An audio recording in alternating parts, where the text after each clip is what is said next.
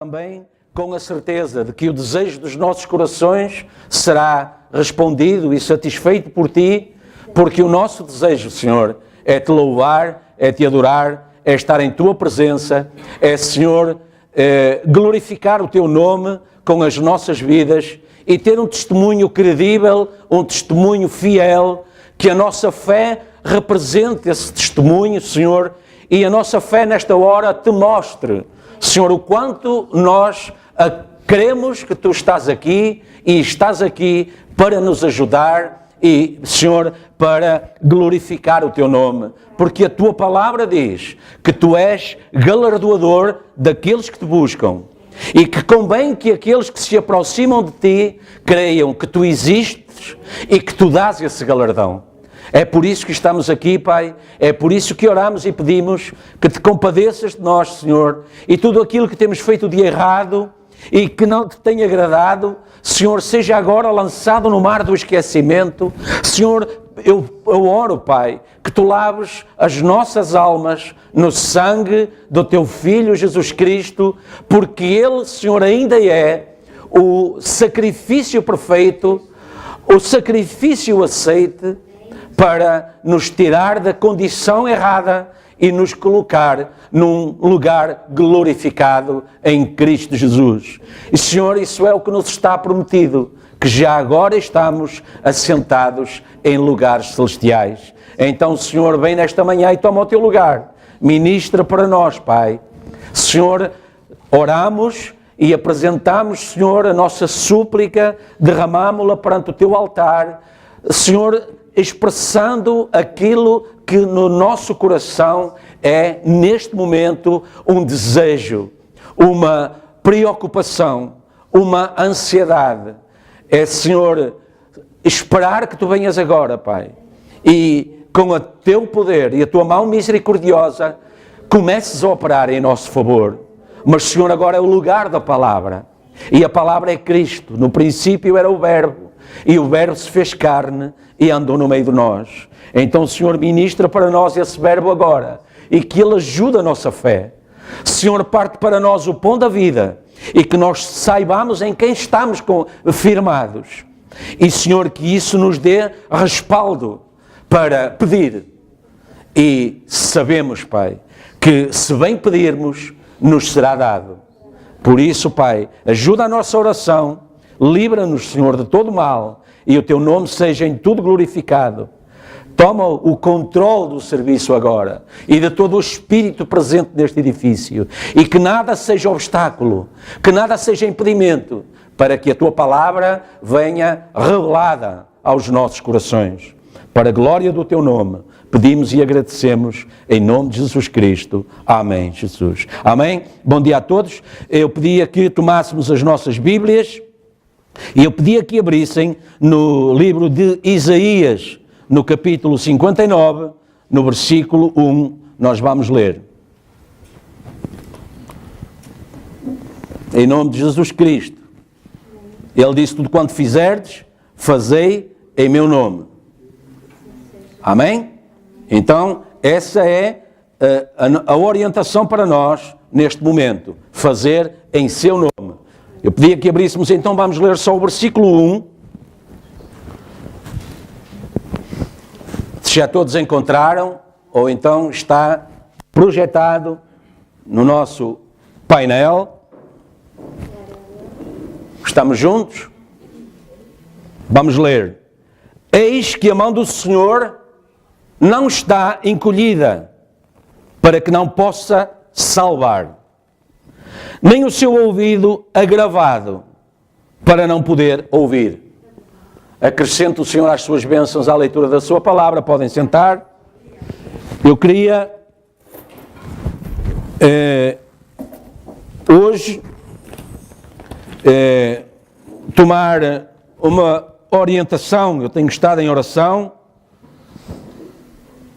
e eu tenho hoje, queria hoje tomar uma orientação um pouco diferente do habitual. Vamos ter a palavra, vamos orar, mas eu hoje queria também orientar o serviço, crendo que o Espírito Santo o orientará de uma forma ou acrescentando algo àquilo que normalmente costumamos fazer. E isso tem a ver com o facto de o profeta muitas vezes ter dito que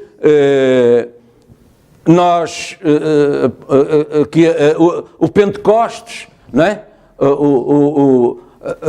O Pentecostes já passou e se organizou e Deus seguiu em frente, mas eu queria recordar que isso não fez passar o poder do Pentecostes, o tempo do Pentecostes, certo? O Pentecostes representa a descida do Espírito Santo no princípio do século XX, ainda na semana passada isso nos foi recordado. Por volta de 1906, Deus começou a trabalhar no mundo de uma outra forma, trazendo de volta à Igreja o poder do Espírito Santo. Isso foi o Pentecostes, o segundo Pentecostes. Quando Jesus ressuscitou e ascendeu aos céus, Ele derramou o Espírito Santo sobre a Igreja. E quando eu digo sobre a Igreja, digo sobre aquele grupo de crentes fiéis. E o Espírito Santo desceu do céu sob a forma de línguas de fogo e ungiu o povo. E o povo saiu manifestando o poder de Deus, o poder do Espírito Santo, operando sinais e maravilhas. Em 1906, o Espírito Santo desceu novamente em poder e se manifestou novamente na Igreja, no meio do grupo de crentes, manifestando os mesmos sinais e os mesmos prodígios e as mesmas maravilhas, cumprindo a Escritura que Jesus tinha falado, que está em João 14:12, as obras que eu faço, as fareis também. Então, esse tempo de poder espiritual não acabou. Esse tempo de poder do Espírito não acabou. Ele vai acabar quando o rapto acontecer, quando o Espírito Santo sair do mundo. E, de acordo com o nosso entendimento, com a nossa fé, isso ainda não aconteceu. E por isso, os mesmos poderes, os mesmos milagres, as mesmas maravilhas continuam aqui. E a Bíblia diz que no tempo de São Paulo se tiraram do seu corpo retalhos e lenços e eram levados aos enfermos e eles eram curados e os espíritos imundos saíam deles. Amém? Então hoje, depois da palavra que o Senhor tem para nós vamos orar.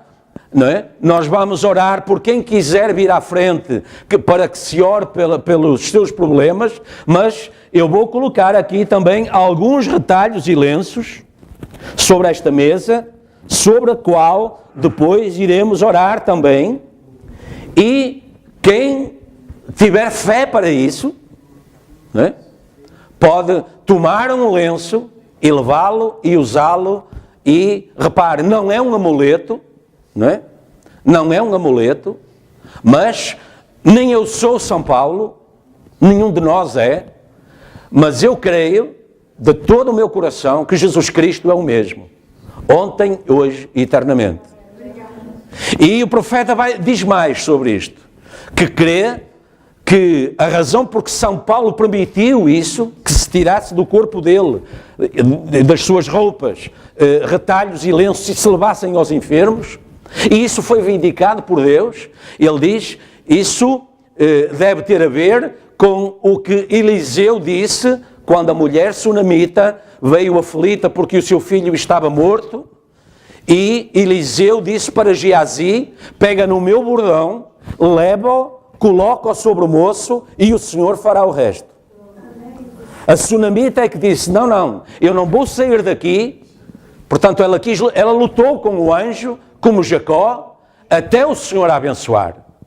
E então Eliseu respeitou a fé, aquela fé, e Eliseu foi, e ele mesmo se deitou com as suas vestes e os seus aventais, ele mesmo se deitou sobre o moço, e o moço ressuscitou, e ele o entregou vivo à sua mãe. Amém? E reparem, Elias já tinha feito a mesma coisa. Ou seja, é uma unção, é um ministério, é o Espírito Santo, é o Espírito de Deus. Tirem o homem da frente, tiremos-nos a nós mesmos da frente, e então o profeta diz, essa é a altura em que Deus então tem caminho livre para o operar.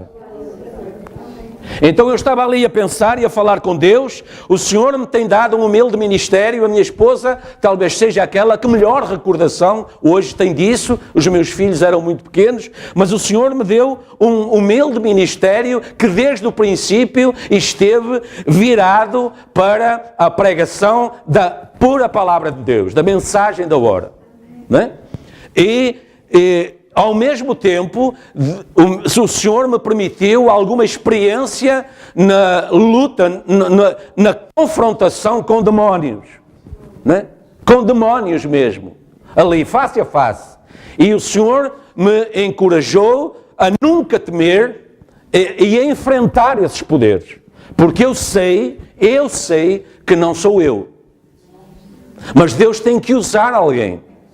Então eu não temo, eu não tenho medo. Agora, eu não uso com frequência, né? Vocês têm visto isso, eu não uso com frequência não tomo com frequência esta atitude, né? Foi como aconteceu com a ceia, né? A ceia deixou de ser tradicionalmente no mesmo dia, à mesma hora, no primeiro domingo de cada mês. Não, é por inspiração, é Deus tomando o controle. Não é? E nesta questão do meu ministério, e eu digo porque eu tenho essa experiência, também não uso com frequência, não é?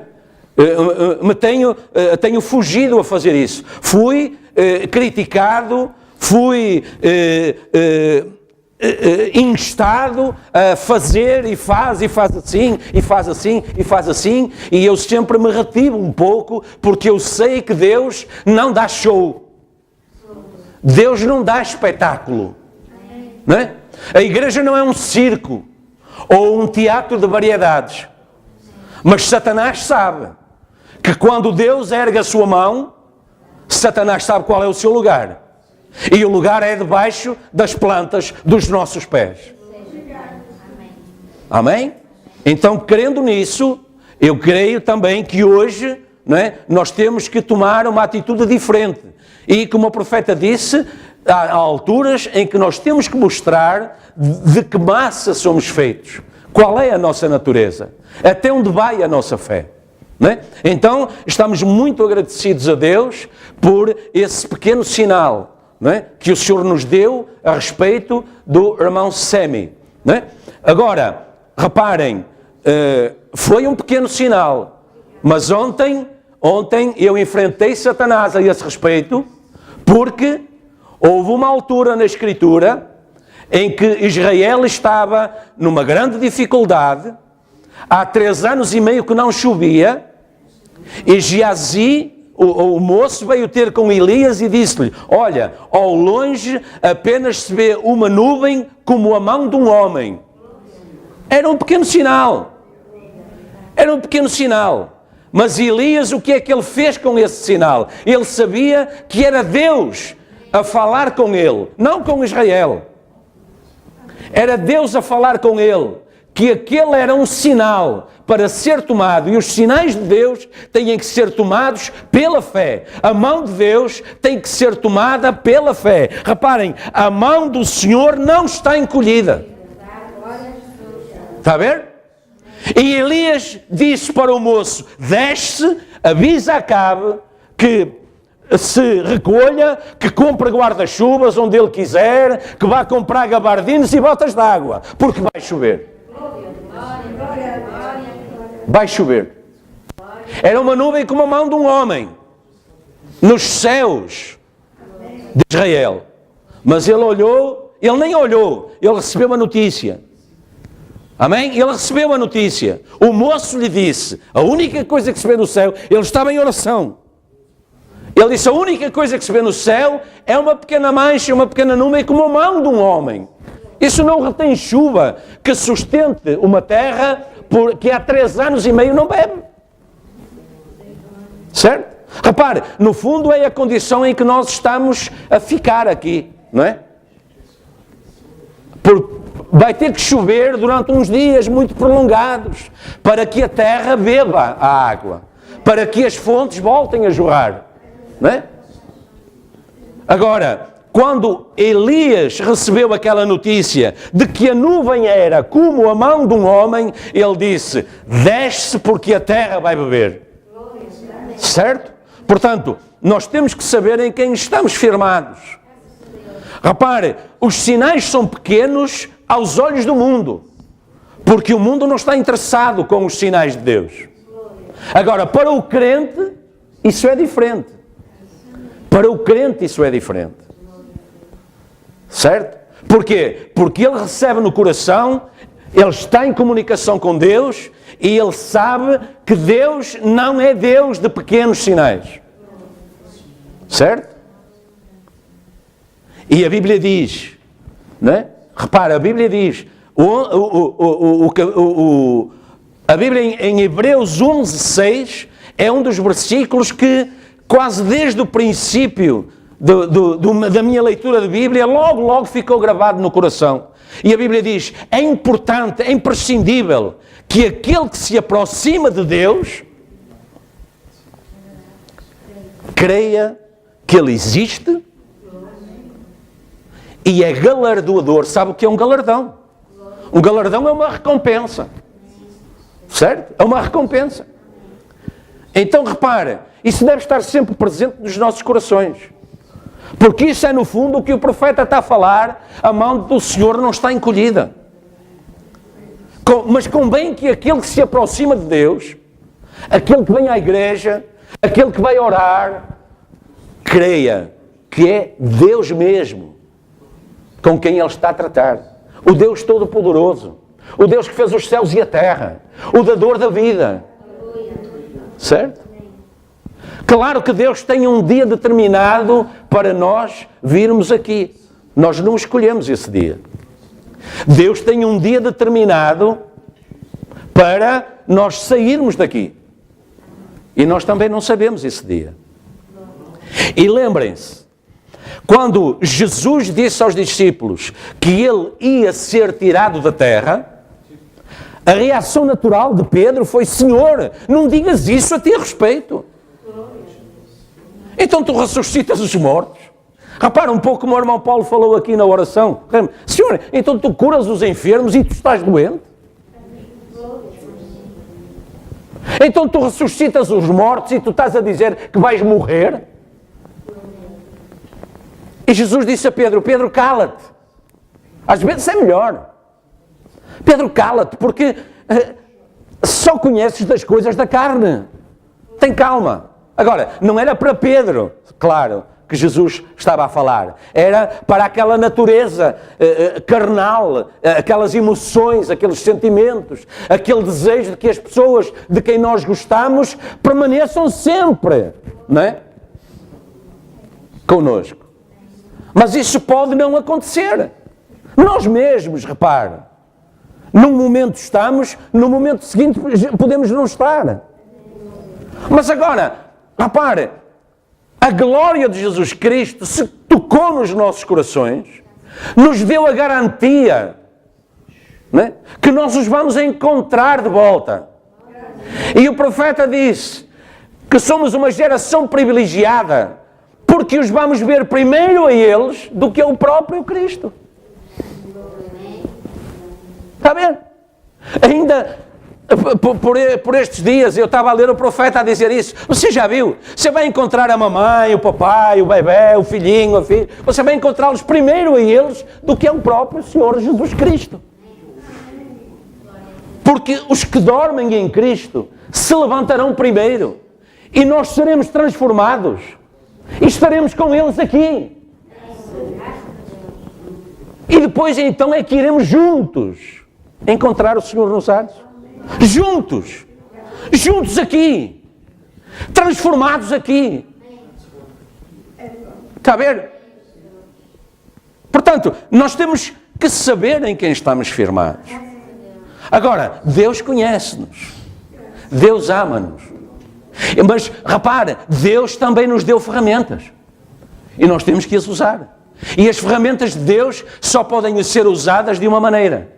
Você pode não ter braços, pode não ter pernas, pode não ter olhos, pode não ter ouvidos, pode não ter cabelo, pode não ter dentes, e você continua revestido das ferramentas de Deus, porque elas são usadas pela fé. Tudo quanto pedirdes, em meu nome, crendo que recebereis, tê-lo-eis. Está a ver? Você pode não ter, eu até ia trabalhar, mas falta-me um braço, falta-me uma mão, falta-me uma perna, falta-me um olho, ou os dois, ou eu não ouço, ou eu não falo. Mas com Deus, isso não é impedimento. Com Deus falamos sempre. O poder de Deus podemos usar sempre. Está a ver? Lembre-se, o profeta dizia muitas vezes, ok, vamos fazer fila de oração, quem tem o cartão, letra A, número 5, agora venha, o A6, o A7, o A8, venha e tal. De repente olhava lá para o fundo, você aí atrás, tem cartão de oração? Não tem, pois não? Claro que não tem, mas isso não impede Deus de o curar. Creia e estar curado.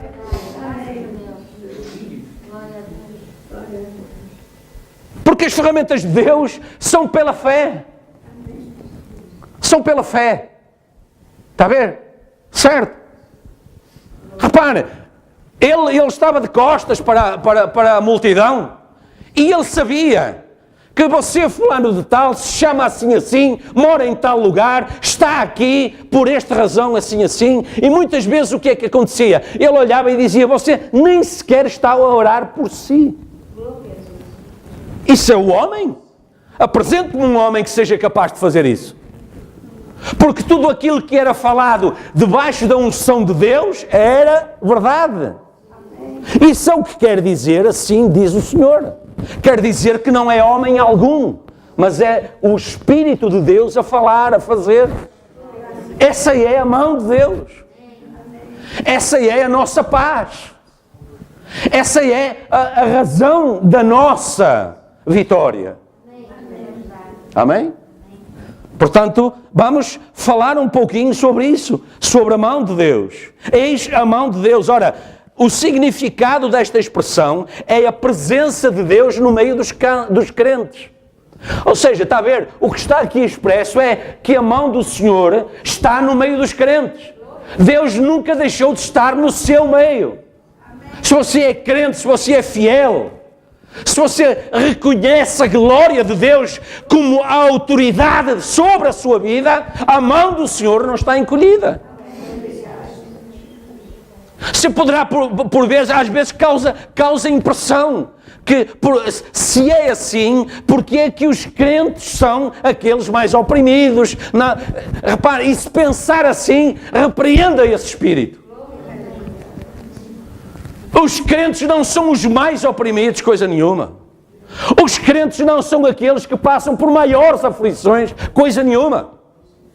Muitas vezes as pessoas entram na igreja, né? A vida delas começa a mudar, elas se levantam contra Deus, porque parece que as coisas pioraram quando vieram a Deus. Mas repare, isso é amnésia, é perda de memória. Porque você, quando vem a Deus, alcançou vida. Na condição em que estava, não era nem reconhecido por Deus. As suas orações nem chegavam a Deus. Repare, nós não vamos nem sequer entrar no versículo 2. Se somos a noiva, e eu quero deixar isto bem claro e pedir a toda a vossa atenção.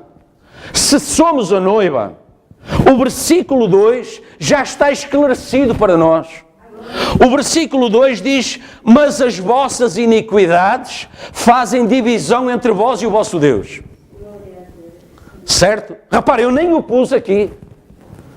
Esse versículo já não nos diz respeito. Eu quero falar apenas sobre o versículo 1. A mão do Senhor não está encolhida para que não possa salvar, nem o seu ouvido agravado, tapado, inflamado, qualquer coisa para que não possa ouvir. Não, Deus não está assim. Deus está sempre pronto a operar e Deus está sempre disponível para o ouvir. Clamai a mim atender-vos-ei. Clamai a mim, atender-vos-ei. Vinde a mim, todos os que estáis cansados e oprimidos, e eu vos aliviarei.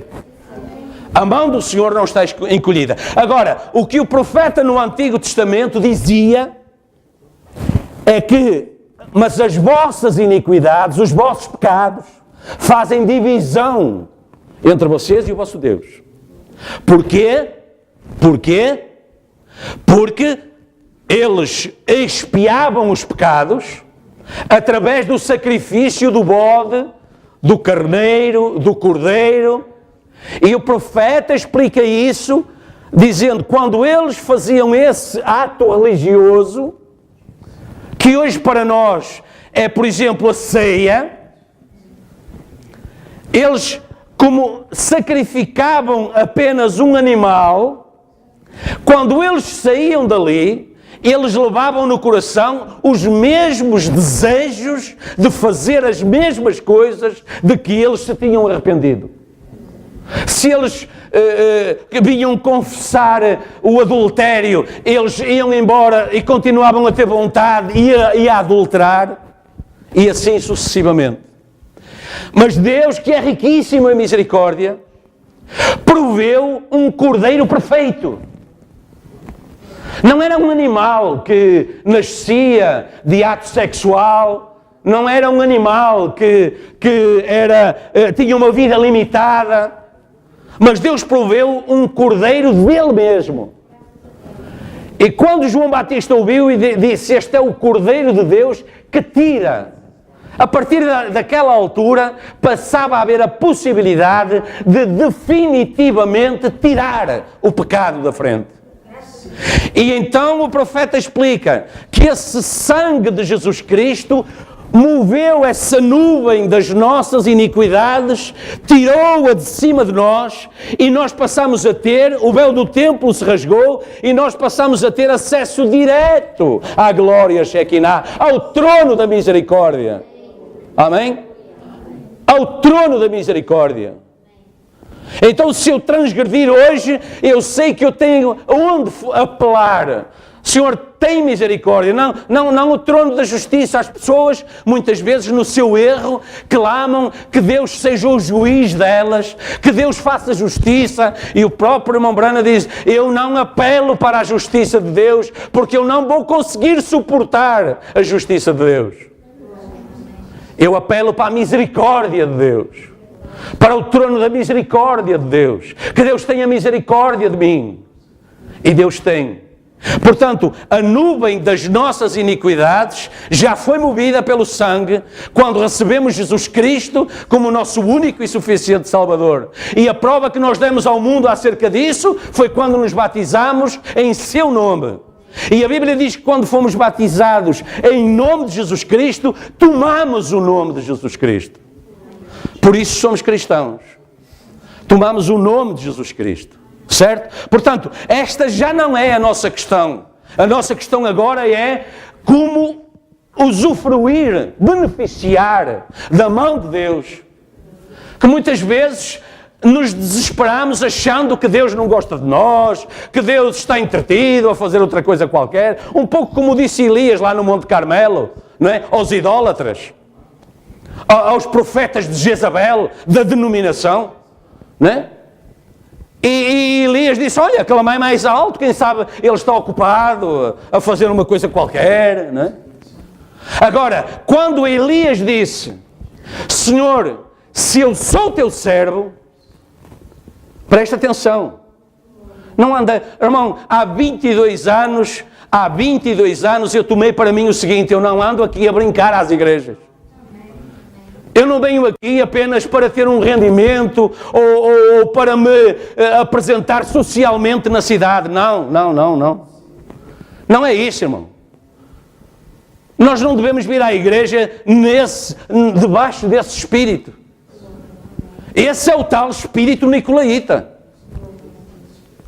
Não, nós devemos vir sabendo quem somos. Sabendo com quem estamos a lidar. Reconhecendo e honrando o banco onde estamos sentados. Tenha cuidado. Tenha cuidado, você tem que honrar o banco onde está sentado, porque a Bíblia diz que você está sentado num lugar celestial. Você está no colo de Cristo Jesus, está sentado em Cristo Jesus. Certo? Portanto, isso tem que ser honrado. Convém que aqueles que se aproximam de Deus creiam que Ele existe. Você tem que honrar os ministérios. Você tem que honrar os atos da igreja. Você é noiva, porque você é dizimista, porque você é noiva. Você não é dizimista para sustentar a igreja. Se é dizimista para sustentar a igreja, está errado e vai para o inferno com o seu dízimo. Se é dizimista porque é assim, diz o Senhor, para honrar a Deus, para honrar a Escritura, porque você tem a revelação da hora, porque você é a noiva de Jesus Cristo. Os nossos irmãos são homens honrados, de caráter, porque eles são crentes, porque eles são homens de Deus. Eles não são homens do mundo, eles são homens de Deus. E eles sabem do que é que eles estão a falar. Eles têm experiência celestial com Cristo. Ou eles vão ser enganados pela primeira rameira aí na esquina. As nossas irmãs, elas não põem tesoura no cabelo, nós já ouvimos falar sobre isso, porque elas são nazireias do Senhor. E ser nazireu do Senhor é estar separado para o serviço do Senhor. Isto é quase um sumário dos capítulos anteriores, um resumo dos capítulos anteriores, mas de vez em quando nós temos que mostrar que somos também pentecostais, que temos o poder do Espírito. E o poder do Espírito é a revelação do Espírito.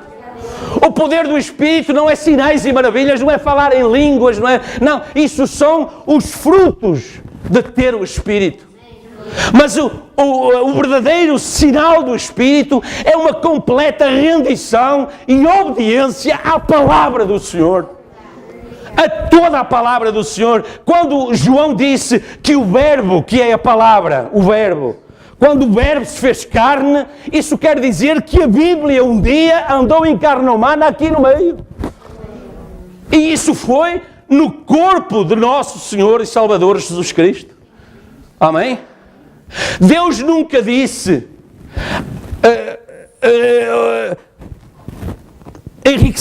enriquecei-o, dá-lhe rios de dinheiro, enchei-o de ungüentos, pondo-o bem vestido e a cheirar bem.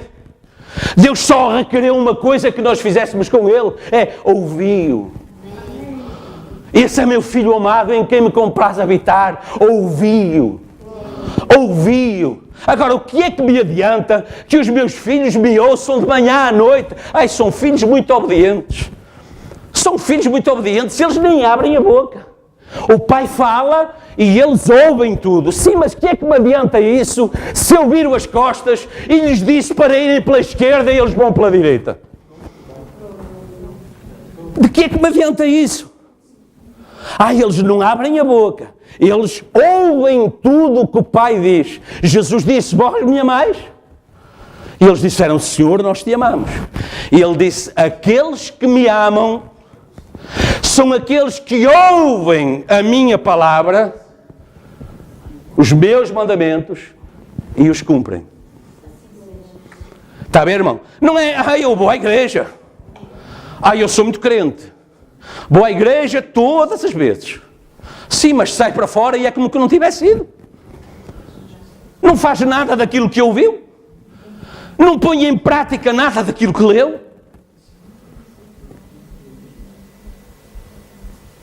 Não é a mão do Senhor que está encolhida.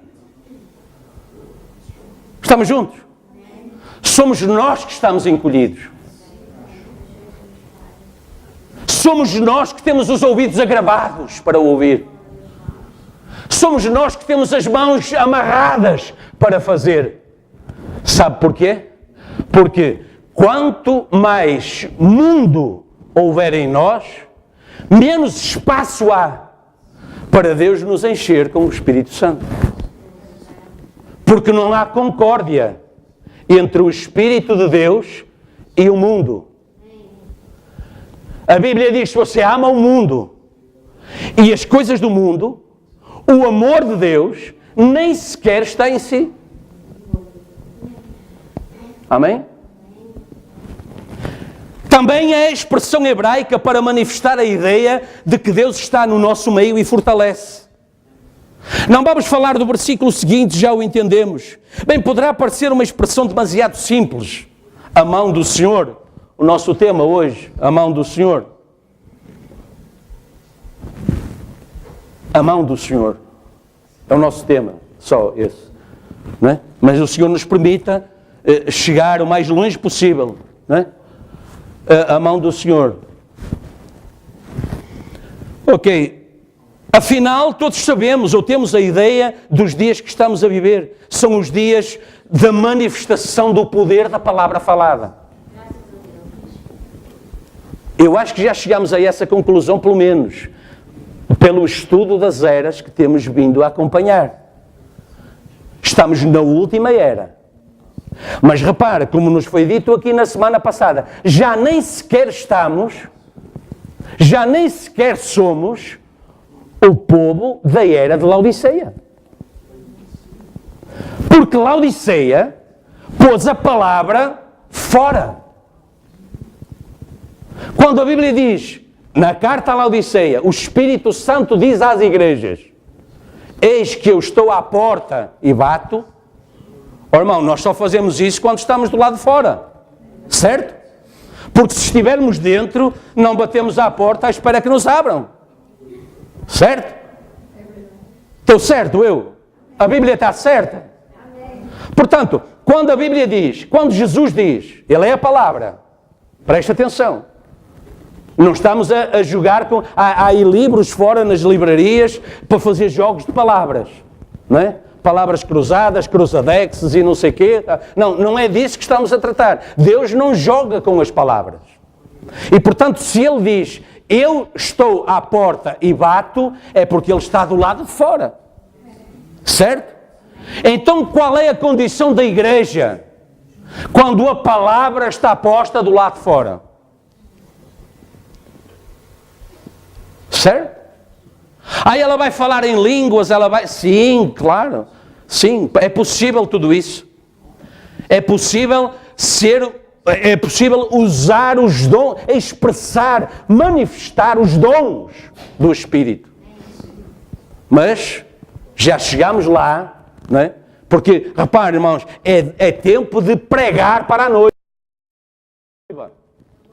Certo? As denominações estão a pregar para a Laodiceia. Mas tem que haver quem pregue para aqueles que saíram da Laodiceia. Saí dela, povo meu. Não toqueis nada imundo, eu vos receberei. Serei para vós pai, vós sereis para mim, filhos e filhas, diz o Senhor. Esse é o nosso tempo. Certo? E repare, se nós olharmos ali, como foi chamada a nossa atenção na semana passada, se nós olharmos ali o candelabro, nós vemos que a partir de determinado ponto da esfera está tudo negro. Não é? Certo? Está tudo negro. Portanto, alguém está lá, no meio daquela escuridão. Certo? O rapto ainda não aconteceu. A esfera, o tempo da esfera ainda não se cumpriu todo. Estão a entender, irmãos? Estão a entender o que eu estou a dizer? Há um ponto, perdão, deixem-me ver, daqui em diante é só trevas. Está certo? Cristo está fora da igreja, Ele é a luz do mundo. Cristo está fora. Irmãos, eu não posso fazer parte deste grupo. Eu não estou aqui. Eu estou onde a Bíblia diz, assentado em lugares celestiais em Cristo Jesus. Eu não posso estar lá.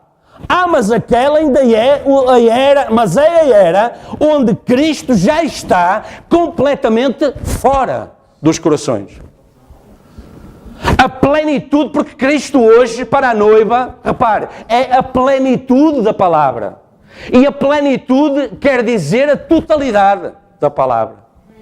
Então a noiva hoje, repare, nele estava a plenitude da divindade, certo? Sabe o que é que isso quer dizer? Tudo o que era Deus estava nele. Portanto, a noiva hoje tem que ter a plenitude da palavra. Nós vamos já avançar um pouquinho para tentar entender melhor. A plenitude da palavra, guarde isso. Portanto, estamos no poder da palavra falada, porque a palavra está na noiva e a noiva tem que estar revestida de toda a armadura de Deus. E a armadura é uma defesa para a batalha contra o inimigo. Amém? Veja, em Lucas, capítulo 10, versículo 19, Jesus disse: eis que eu vos dou poder para pisar serpentes e escorpiões e toda a força do inimigo. Você tem a verdadeira dimensão do que isto quer dizer? Tem, irmão Tiago? Toda a força do inimigo. Deus já nos deu poder para. E nada vos fará dano algum. Você diz, sim, mas dói-me aqui. Sim, então você louve ou o curador ou a dor. Amém? Vejam que Jesus os comissionou a quando da sua presença aqui, porque poderemos pensar, pois Jesus estava lá com eles, não é? Foi quando lhes deu poder aos 70 para ir de 2 em 2, expulsar demónios, curar os enfermos, ressuscitar os mortos, de graça recebestes, de graça dai. Ele depois perguntou-lhes, quando vos mandei sem alforge e sem nada no cinto, faltou-vos alguma coisa? Eles disseram, não faltou nada. Está a ver? Não faltou nada. Eles não tinham salário, eles não pediam dinheiro nas casas onde entravam, eles não levavam dinheiro por orar pelos enfermos, eles não levavam dinheiro pelos lenços ungidos, eles não levavam dinheiro pela unção com óleo, eles não levavam dinheiro por nada. E Cristo perguntou, e faltou-vos alguma coisa? Eles disseram, nada, não faltou nada. Porquê? Porque eles tinham esta promessa. Eles estavam revestidos desta proclamação, desta palavra, que lhes foi dada com quem tinha autoridade para lhe dar. E eu pergunto, consigo é diferente hoje? Estamos por acaso revestidos de um espírito menor de Jesus Cristo?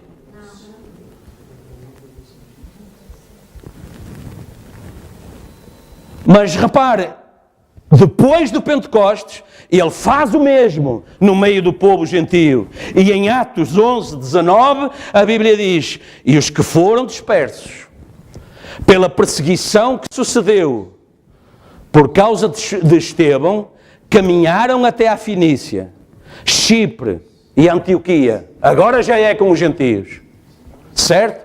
Já é conosco. Não anunciando a ninguém a palavra, senão somente aos judeus. Certo? Eles andavam só pelo meio dos crentes. Ou pelo menos com aqueles que aceitavam receber. Certo? E havia entre eles alguns homens cíprios e cireneus, os quais em Antioquia falaram aos gregos, anunciando o Senhor Jesus. E a mão do Senhor era com eles. A mão do Senhor era com eles. E grande número creu e se converteu ao Senhor. Portanto, aquilo que Jesus fez na carne, que nós lemos em Lucas, Jesus continuou a fazer em espírito, como nós vemos em Atos. Amém? E agora nós podemos perguntar, isto é assim tão importante?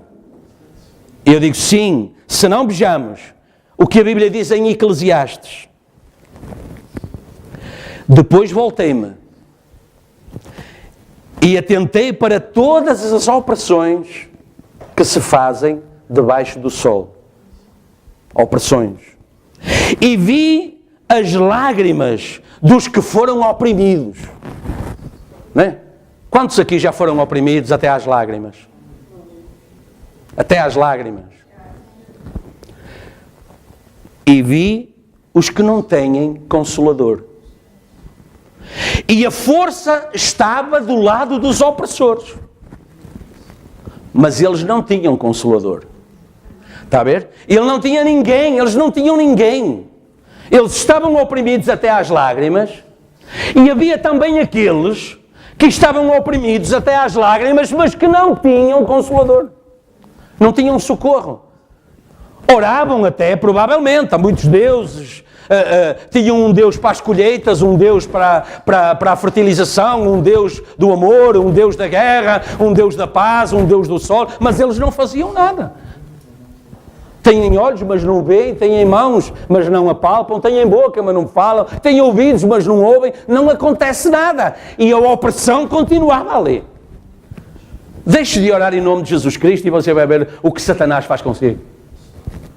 E grite para ele, sai Satanás, sai Satanás, sai Satanás. E ele ri-se na sua cara, como fez com os filhos de Seba. Mas Paulo disse assim, ele vai dizer, eu sei quem é Paulo, conheço Jesus Cristo, mas tu quem és? Está a ver? Agora, enfrente esses poderes pela autoridade do nome de Jesus Cristo. E você vai ver a diferença. Porque ao nome de Jesus Cristo, todo o joelho se dobra. Amém? Irmã, eu sei, irmã, nós ainda não oramos por eles, irmã, mas em nome de Jesus Cristo, a irmã precisa de sair mais cedo, em nome de Jesus Cristo, que o Senhor a ajude, amém? E o Senhor galardoou a sua fé, amém, Deus abençoe. Eis que eles não tinham Consolador, e essa não pode ser a condição do povo de Deus. Não pode haver no meio do povo de Deus quem não tenha Consolador. Porque o Consolador é Cristo. O Consolador é o Espírito Santo. Em João 16, Jesus diz isso, até vos convém que eu vá. Se eu não for, o Consolador não virá. Mas se eu for, enviá-lo-ei. E o mundo não o conhece. Vós o conheceis e ele virá para vós. Mas o mundo não conhece esse Consolador. Porquê? Porque o mundo pôs o Consolador para fora das suas vidas. O Consolador está à porta e bate. Se alguém abrir a porta, o Consolador entrará, ceará com ele, terá companheirismo com ele, fará com ele o que Elohim fez com Abraão. Mas tem que abrir a porta. E o profeta de Deus dos nossos dias diz, essa porta é o seu coração. Tem que abrir o seu coração e recebê-lo. E não é vir à igreja. Abrir o seu coração e recebê-lo não é vir à igreja. Abrir o seu coração e recebê-lo não é ser dizimista. Abrir o seu coração e recebê-lo não é vir à ceia. Isso são apenas manifestações do nosso amor por Deus, da nossa fidelidade a Deus. Abrir o coração é recebê-lo na plenitude da palavra. Aqueles que me amam são aqueles que recebem os meus mandamentos e os cumprem. Ou seja, aquilo que lhe é pregado, aquilo que o Espírito Santo lhe revela, você vai e faz. Nem contesta. Pode até não entender, pode não perceber porquê, pode não entender a razão porque Deus está a pedir aquilo. Mas, irmão, deixe-me clamar-lhe. Faça. Faça pela fé. Algum propósito Deus há de ter nisso. Faça. Diga amém. Cumpra. Diga amém de coração. Galardou o dom. Lembra-se da pregação sobre Sansão?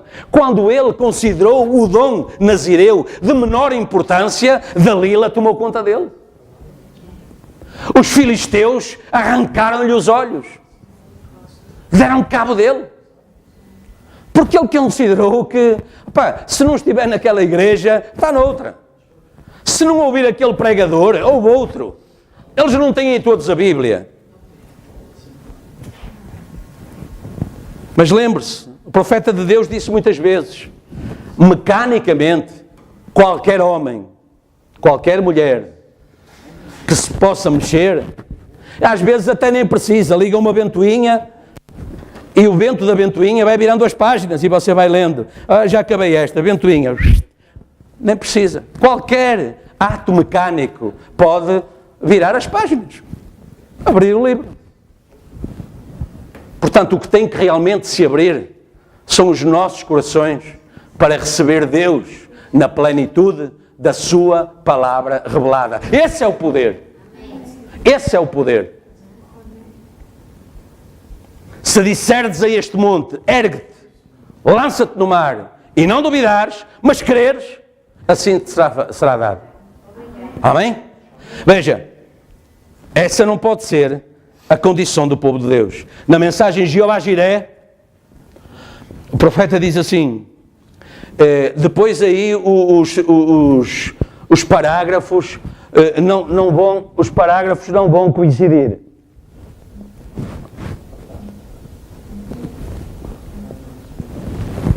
Aqui é o 7 aí, não sei qual é, mas creio que o que está aí é o que está aqui.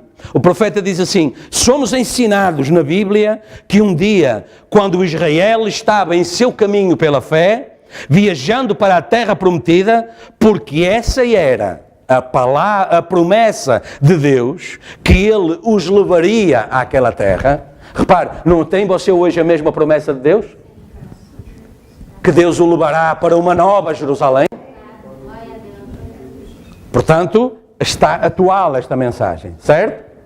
Ok. E o programa de Deus para Israel está a ser cumprido hoje também nas nossas vidas, certo? E eles não sabiam, está a ver? Eles não sabiam como é que iam lá chegar. Eles apenas saíram. Eles apenas saíram. A mensagem era para sair para uma terra que eu vos levarei, e uma terra que mana leite e mel. Eles não sabiam qual era a terra. Abraão não sabia qual era a terra. Está a ver? E como faz o inimigo? Encurralou-os. Repare, é só você entrar na mensagem. É só você entrar na mensagem. É por isso que quando muitas pessoas entraram aqui, depois vieram testificar que as coisas pioraram na vida delas e muitas voltaram para trás. E veja até que ponto a coisa chega, o inimigo chega. Eles tinham saído de uma igreja denominacional, está a ver? Portanto, já tinham saído da católica para a denominação, tinham recebido Jesus Cristo, a palavra, tinham uma Bíblia. Está a ver? Saíram da católica para a denominação, saíram da denominação para a mensagem, e quando rejeitaram a mensagem, a maior parte delas não volta para a denominação, volta para a católica. Está a ver? Está a ver como Satanás faz?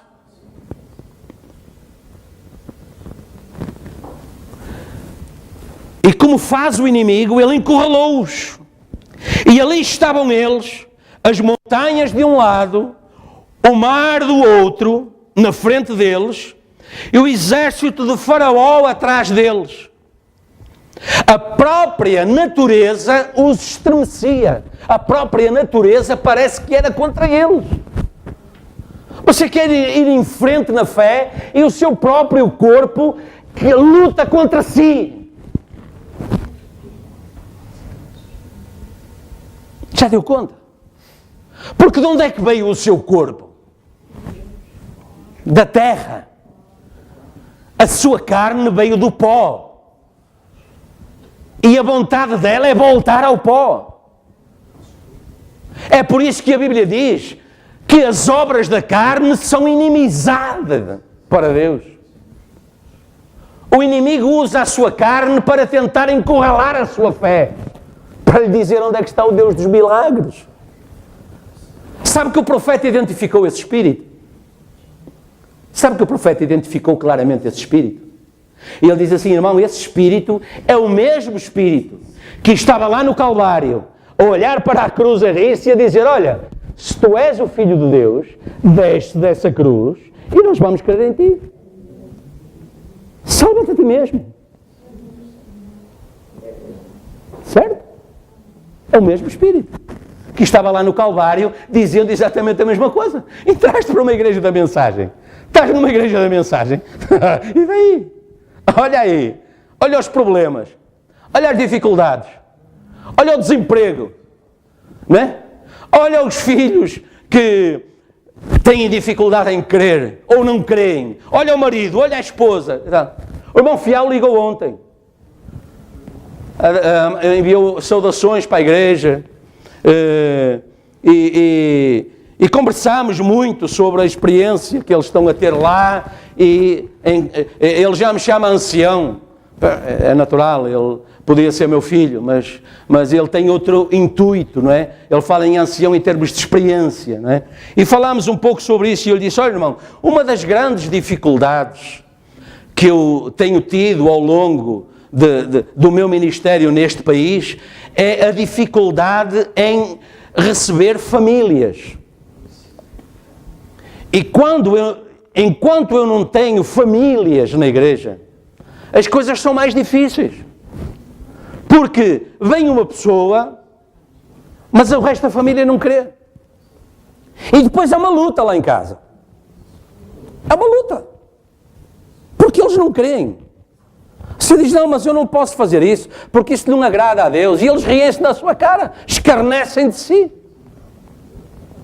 Se uma família se converte, é diferente. Eles estão todos, eles estão juntos. Eles apoiam-se na igreja, mas eles são um apoio em casa também. Na rua, em qualquer lugar. Eles oram juntos, eles dividem as tarefas, eles oram em conjunto, eles lutam em conjunto, eles vêm à igreja em conjunto, eles saem da igreja em conjunto, é diferente. Eu disse, em Portugal, eu estou a começar agora a ter famílias, eu tinha a minha e o meu filho agora está a constituir família, mas não tenho tido mais famílias. E isso são as famílias que solidificam as igrejas, não é? Porque eles vêm com a esposa, com os filhos, depois os filhos casam, têm filhos, os filhos dos filhos, e essa é que é a promessa de Deus. Eu me mostrarei a ti, aos teus filhos, aos filhos dos teus filhos, e tu os verás. Certo? Uma matança, de facto, estava ali perante eles. O mar de um lado, as montanhas do outro, o exército de Faraó do outro. Uma montanha, de facto. Mas agora veja o que diz o profeta, assim, tão simplesmente, parece que passa despercebido ali no meio. Mas o profeta diz assim, mas eles estavam no caminho provido por Deus. Está a ver? Está a ver onde é que o inimigo não tem autoridade sobre si? Ele pode estremecer, ele pode ameaçar, ele estava ali a ameaçar, olha agora, não é? Olha o que dizia, olha a pregação de Datá Coreia Birão, olha agora, não é? Melhor tivéssemos ficado no Egito, afinal andámos meia dúzia de quilómetros e aqui estamos nós, mar de um lado, montanhas do outro e o Egito do outro. Para que é que saímos? Para que é que viemos para a mensagem? Morrer por morrer, então antes tivéssemos ficado lá. Mas o profeta diz que, mas cuidado, cuidado. Uma matança de facto, parece que estava anunciada. Mas eles estavam a caminhar no caminho provido por Deus. Isso é diferente. Isso é diferente. No mundo tereis aflições, mas tendo bom ânimo. Eu venci o mundo, certo? Mas eles estavam no caminho provido por Deus. E de repente, um escritor disse que Deus olhou para baixo, através daquela coluna de fogo. Está a ver? Ora, o seu caminho, o caminho de Deus, seu está com maiúsculo, o caminho de Deus era através daquele mar vermelho. Deus não muda de opinião. Ora bem, o mar agora realmente, e até é no tempo das marés cheias, ora bem, talvez eu me tenha enganado aqui em qualquer coisa, e como é que eu não vi no meu GPS que ali tinha uma montanha e eles não iam poder passar por ali, pá. E como é que eu não vi, quer dizer, eu podia ter posto o rio ali a seguir ao faraó, à frente do faraó, e ele não ia poder passar. Não, Deus não tem nenhum plano B. Eles estavam no caminho proibido por Deus. Você está no caminho proibido por Deus. Então Deus vai tomar a sua defesa, porque Deus se obriga a Ele mesmo a fazer isso. Você crê nisso? E o mar ficou com medo. Opa! Parecia terrível. O profeta está a dizer ali uma matança de facto. Mas se eles não tinham hipótese, já viu? Quantos velhinhos? Olha, onde é que iriam parar? Não é? Se calhar os ossos de José iam como os troncos de cedro, iam parar ao Líbano agora. O que fazer com aquilo? José tinha dito, levem os meus ossos quando saírem. Tantos idosos, tantas crianças, tantos recém-nascidos. Repare, eles procriavam com tanta facilidade que Faraó teve medo. Eles rapidamente cresciam mais do que os egípcios. Porquê? Porque as santas de Deus eram férteis. A igreja de Deus é fértil.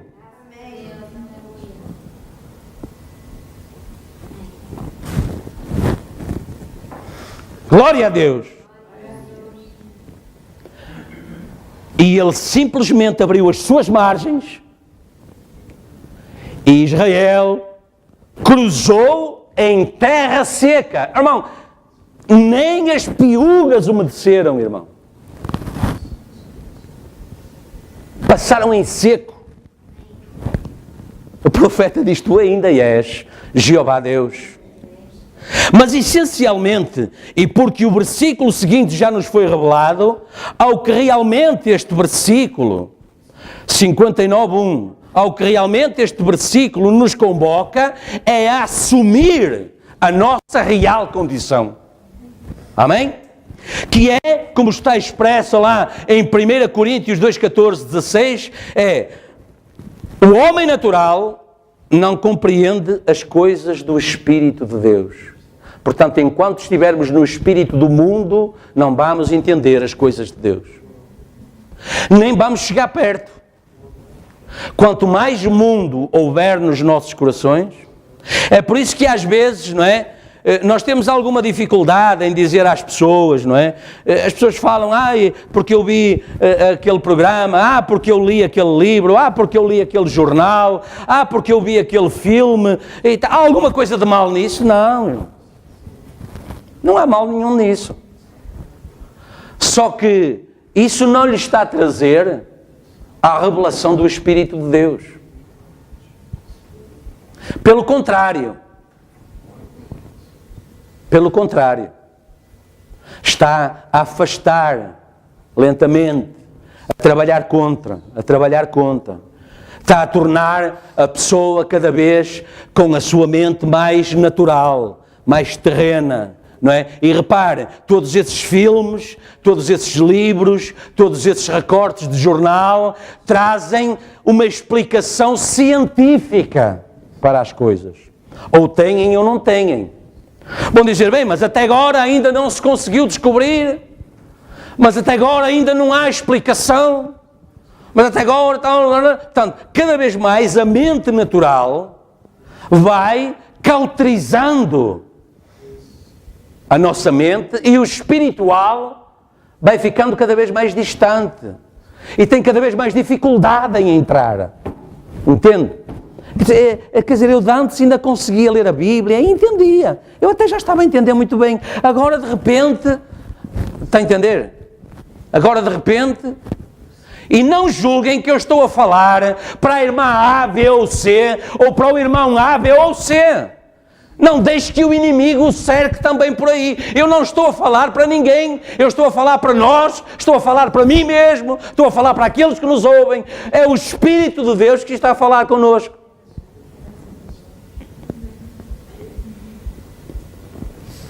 A Bíblia fala em mentes cauterizadas nos últimos dias.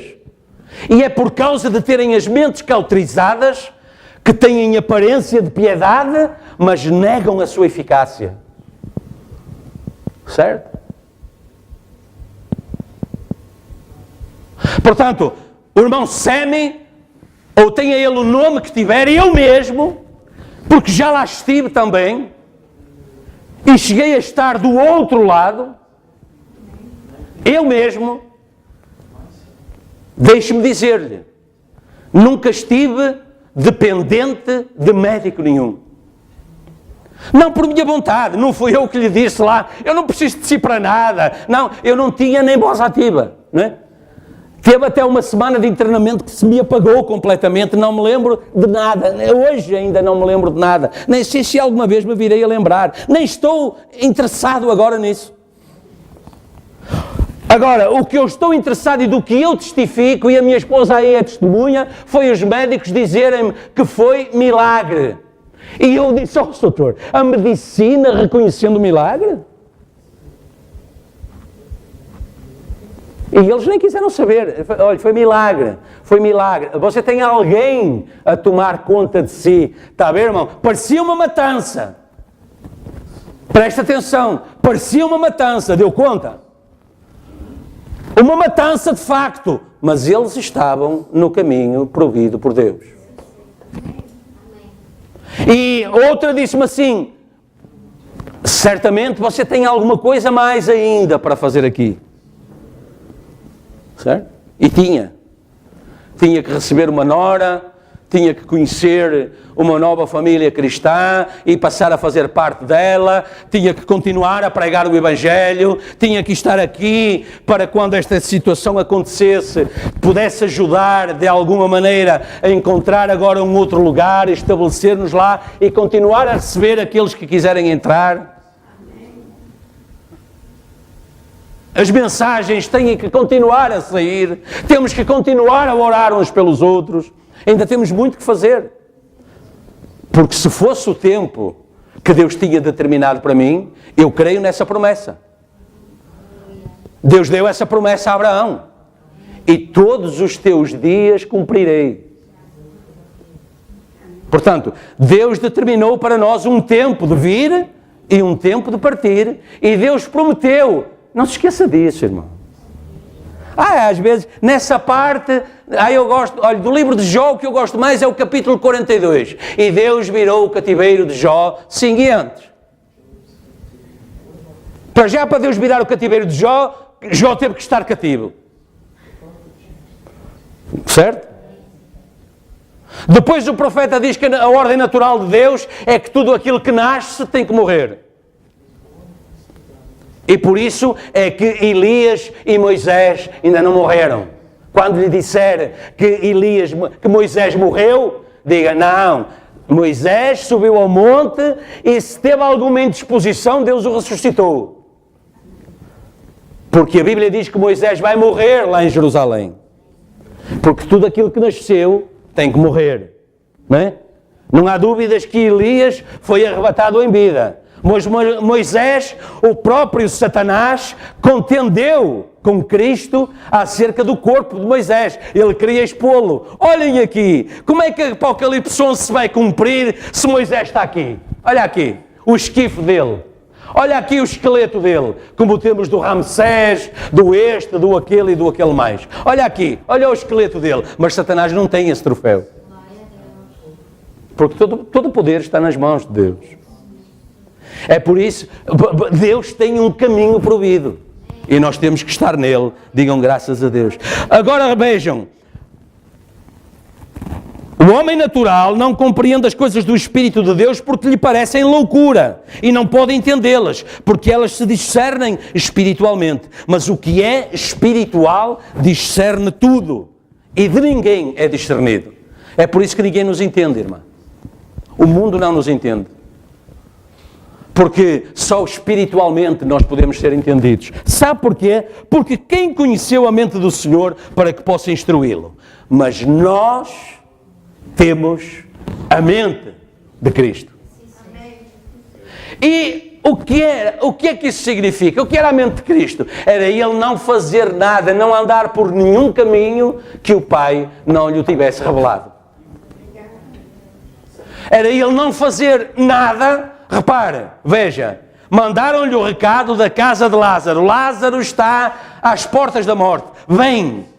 Vem orar por ele, vem impor as tuas mãos sobre ele, não é? Como com a filha de Jairo. Vem impor as tuas... Os judeus creem na imposição de mãos, não é? Vem.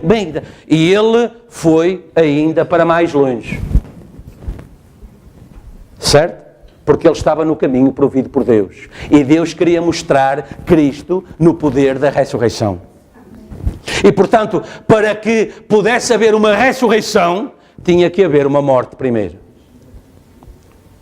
Estamos juntos? Amém. Não sei como é que eu vou acabar isto hoje.